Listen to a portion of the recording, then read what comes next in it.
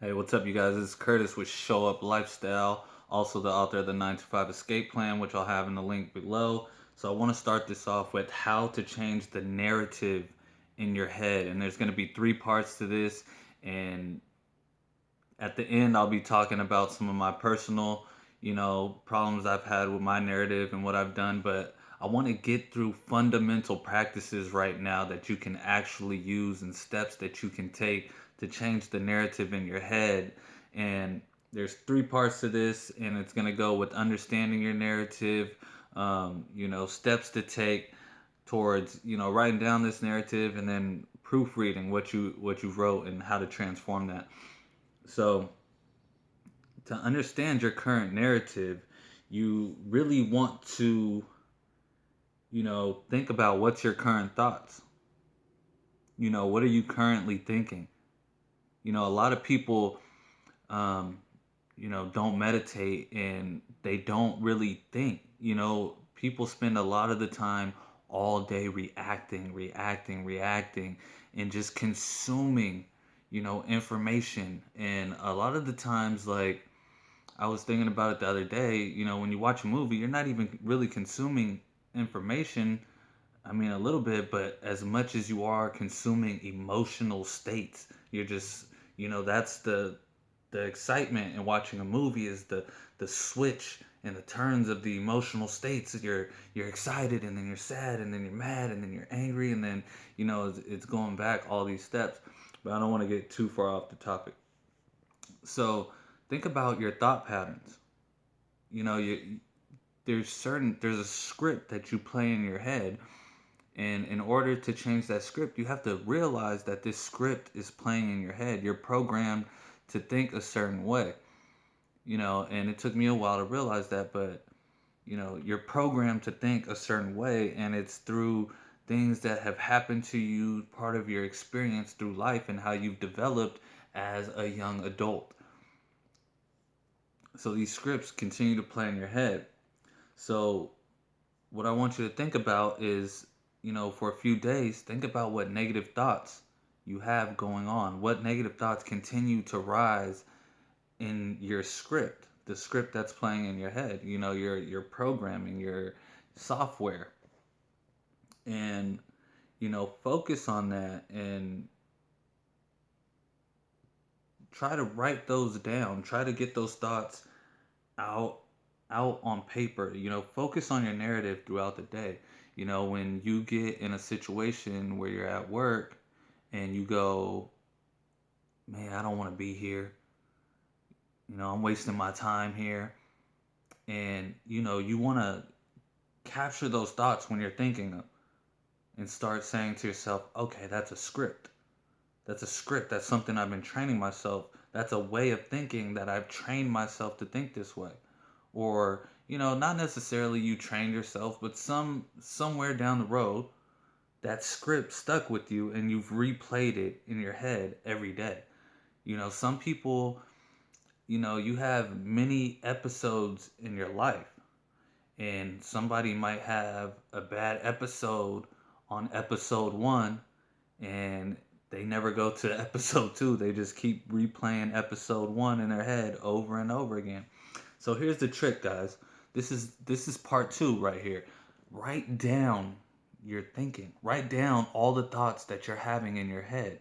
Write down these negative thoughts that you get throughout the day that are holding you back, because that's what it's doing. It's holding you back. It's replaying the same thing in your mind over and over again, and this becomes your reality. Your narrative becomes your reality, and that's why this is so important to write down these negative thoughts. You got to get these negative thoughts on paper. You got to really see them and go, wow, this is horrible. I don't want these thoughts. But you got to see them in front of you. You got to see them on a piece of paper and realize that these thoughts are what's holding you back. You got to see these thoughts on paper so that you can get a real grasp of what it is that your narrative is thinking all day. You really want to get to know this. So write down all these negative thoughts. And this the third part to this is proofread your thoughts. Now, what do you do when you get an English assignment in class and your teacher says, okay, I need you to write a 5-page essay. And you go home and you take out your book and you research and you start writing and you turn in the 5-page essay. And then what happens is the teacher gives it back to you with all the corrections you need to make and everything like that. So you be the teacher. You look at all the negative thoughts that you've written down and you proofread it and you make corrections to what you see, to where, think about where this script is going, where this script will take you, and start thinking about that and start proofreading and making the corrections necessary to change the script of your life, to change the narrative of your thinking so that you can change your reality. See, this is what makes it powerful, is when you proofread it, you get to rewrite the script. And that's the most important part of changing the narrative in your head, is being able to recognize the script, put it down on paper, proofread it, rewrite it, and then feed that script into your head. I'm not going to tell you what your script should be, because we're all writers. We're all authors. We're all creating a book. Every time I go through something hard in life, I think, oh, this is another chapter in my book. So what am I going to write the next chapter to be? How am I going to come back from this tragedy? How am I going to come back from all this disappointment? How am I going to come back from all this letdown? What am I going to do to push myself forward? And that's the script that you have to write. You have to rewrite that narrative. All that negative thinking, it's the opposite of what you want. So if you're at work and you're saying, man, I'm wasting my time being here, you can think, okay, this is a chapter in my life. I'm glad to be here. I'm making a little bit of money right now, but it's going towards something big, something great. I am exactly where I'm supposed to be right now. And there's no other place I should be, because this is where I'm supposed to be at this time and moment. And I can make a difference where I am right now. You know, these are the kind of scripts that you have to rewrite in your head in order to change the narrative of your thinking, in order to change the software that's been programmed into your hardware. And your hardware is your thinking. And the software is the programming that you feed yourself, the script that you feed yourself, the narrative that you feed yourself. How do you program the software? Through the music you listen to, through the books you read, through the closest people around you. When they start saying, "Oh, I hate my job," you start thinking, "Well, I kind of hate mine too." You know, and it tricks your mind to thinking, "Oh, that's my reality. That's my reality. This person's reality is my reality." So you want to read books, guys? You want to read books that will help shape your mind. Program yourself a little bit. Take a break from some of the music you listen to. Classical music is great for reprogramming your mind because it's all instruments. There's nothing there. It's very mind clearing to listen to violins and pianos and these, classical type performances, because it lets your mind flow. It's not pushing any narratives on your mindset, and you can kind of create your own mindset while you're listening to this music. You can create your own narrative, you know, and after you do part 3, it's very important to get in the habit of this new narrative that you've written down, the narrative that you say, okay, this is how I want to think. These are the things that I want constantly on my mind. And start thinking about those things. Start thinking about the things that you want to think about.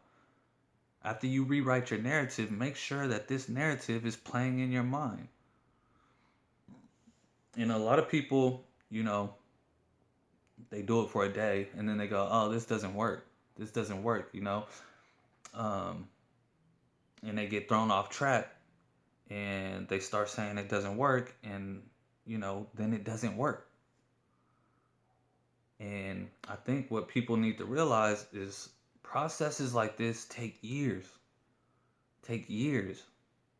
But if you can get 10% of your thinking the way you want it to within a year, that's great. By 5 years, you'll have 50% of the way you're thinking. And guess what? If you don't do it, in 5 years, you'll still be thinking the same way you think right now. And where has that got you? Where it's gotten you right now. So you really have to think, I'm willing to put a year into this to get 10% better, to make my mind 10% better than it was last year. At the end of the year, if my mind, the way I'm thinking, can be 10% better, if I can be 10% happier, if I can be 10% better off financially, if I could be 10% anything better than what I am right now, and I'm not going to say better than you are right now because you're perfect the way you are right now. And you're perfect. We're all perfect.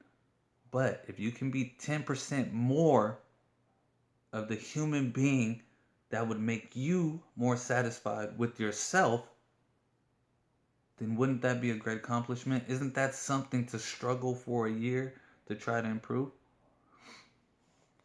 And that's my message. And we're in quarantine right now. A lot of the world is in quarantine right now. And now's a good time to start putting these positive messages in your mind, because I'll be honest with you, I got into the media, and I've been doing a lot of research and found out a lot of things, and I'm not even going to talk about it because I don't want to bring people down. Um, but I had to catch myself starting to get in this negative mindset, watching the media, filling myself up with fear. I mean, blessings to everyone who's been contacted with the coronavirus, you know, um, any deaths that have been gone, because of it. But at the end of the day, we can only do what we can do. And we need to stay strong for everybody and think positive and shine a positive light on all of this, and be happy with our family, be happy with ourselves, and read, write, do something, do a hobby that you like, if whatever you enjoy, do that during this time, and just keep your mind healthy. Meditate, read, exercise. Meditate, read, exercise. Meditate, clear your mind. Try to stay away from social medias. Try to stay away from the television. Um, Exercise. You can do push-ups. You could do jumping jacks. You could jump rope. You could, walk inside of your house, do crunches, whatever it is. Just get your heart rate up, get some blood flowing, and read. You know, people think reading is boring, or reading can't be fun, but find something you like. You know, maybe it's a magazine. I don't know. You can look through magazines and find things you enjoy. If it's fashion you like, read on the newest fashion. What are they using to make the clothing nowadays? If it's music you like, read up on something. Find autobiographies of people you adore. Whatever you want to do. Thank you for watching so much, and I hope everyone stays safe. I hope everyone is healthy. Sending healthy vibes to everybody around the world. Thank you for watching. Um, Go ahead and subscribe to the channel, or comment below, what you're doing. If you're in quarantine right now, or if you got out of quarantine, I would love to hear your story. If you just got out of quarantine, I would love to hear how life has changed for you down in the comments below. If you're in quarantine, I would like to know what you're doing right now to keep your mind at peace, and what you're reading, and how you're getting your exercise in, and if you're meditating or not. Thank you for watching, you guys. Thank you for commenting. See you on the next show.